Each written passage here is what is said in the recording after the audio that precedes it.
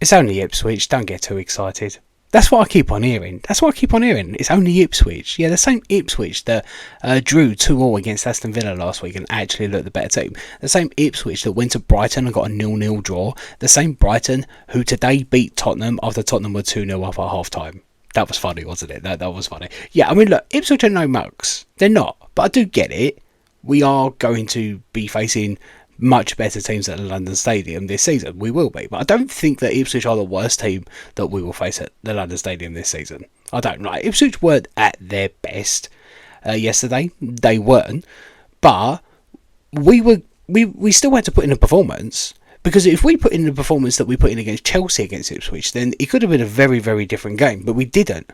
We put in a much better performance. And that is why the scoreline ended up being 4-1. And probably could have ended up a lot bigger margin. It could have been like 5, 6, 7-1 if, one, we took our chances, and two, we didn't take our foot off the gas pedal once we scored our fourth. So it was a positive performance, and it was a positive result, and it was a result that we really did need. And it was a performance that we needed to put in as well, because we'll get a massive confidence boost from that, and that will really help the squad morale as a whole and the belief that the squad will have in themselves. The only frustrating thing is that now we are going into another international break, the second one so far this season, and there's another one to come before Christmas. And this is one of the annoying things about the international break, because if you do get a big win, a confidence boosting win just before it, there is a chance you could lose that momentum because of the international break. But hopefully that doesn't happen, and we come back after the international break still full of confidence, so we can go into our game against Tottenham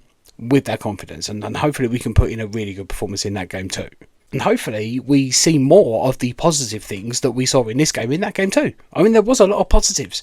You know, going forward, when we were attacking with pace, we looked so dangerous. So dangerous. It's so good to see. You know, with the likes of Bowen and even Antonio looked really good. Kudus looked really good. Paquetá put in a decent performance as well. Souček, such a danger going forward, causes the defence so many problems. We look really dangerous, and we were attacking in numbers. I mean, how many times have we seen us attack and we've had like one player in the box? There was several occasions in this game where we went forward and we had 4 or even 5 players arriving in the box to try and receive that ball. That is a real positive sign, Another positive sign is our defence. I know that we conceded a goal, but that was, yeah, maybe Areola should have done a little bit better. Maybe Paquetá should have done a little bit better. But overall, defence was brilliant. Again, Todibo, what a player. How we have managed to get that deal over the line, I do not know, because he is an incredible signing. End of the season, we're going to be looking back on that and thinking that is the best signing we could have made. What a player he is. And I'm so glad that we took our time to make sure that he was match fit, but now he is. I can't see anyone displacing him unless he gets injured, and hopefully that doesn't happen. But yeah, he's building a great partnership with Max Kilman. He's also building a good partnership with Aaron Wan-Bissaka as well. And yeah, Kilman's building a good relationship with Kilman. So, you know, that back line starting to gel really well, and so we're going to be really hard to beat, hopefully, and you know, maybe Alvarez comes in. Rodriguez, though, better performance, best performance I've seen from him so far. So yeah, that was another positive. Spoke about Souček and Antonio earlier on, but yeah, both of them I thought were really great. And yeah, Antonio scored again within the first minute, and it's the second week in a row that I've said that a player shouldn't be in the starting lineup, and then that player has gone on to score.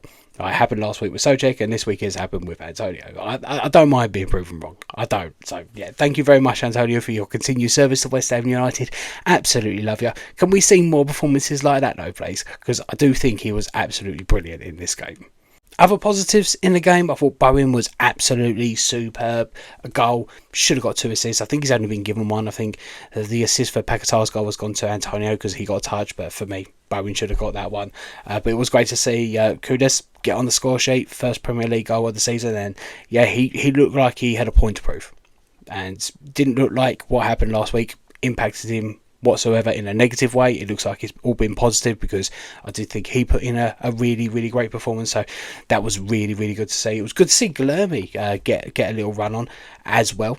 Didn't really have too much to do, but still good to see him get on the pitch.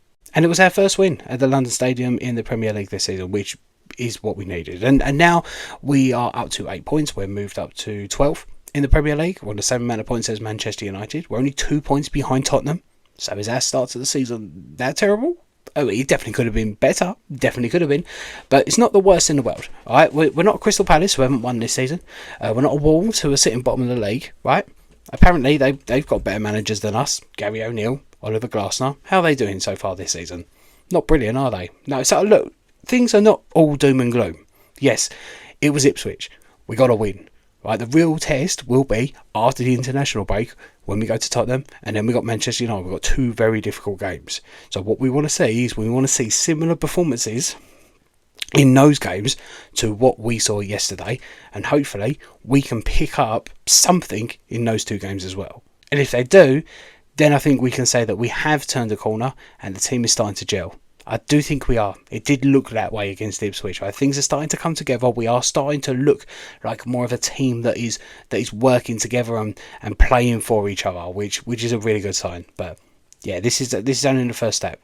Right, we've got some bigger games coming up, so we've got to take this form, take it into those games, and pick up some results against these teams, because then we can really say that yeah, things are improving. So yeah, this is a good thing. This is a good start. We can go into the international break happy by the fact that, you know, we've just won 4-1, which is always great. But we want to see these performances in these other games that we've got coming up as well.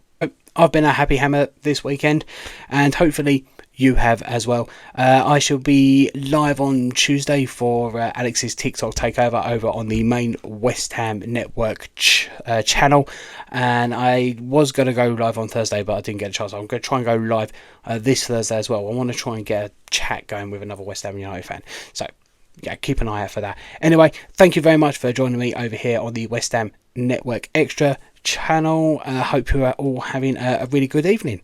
So yeah, good morning, good evening, good night, whenever you are watching this. Come on, you Irons.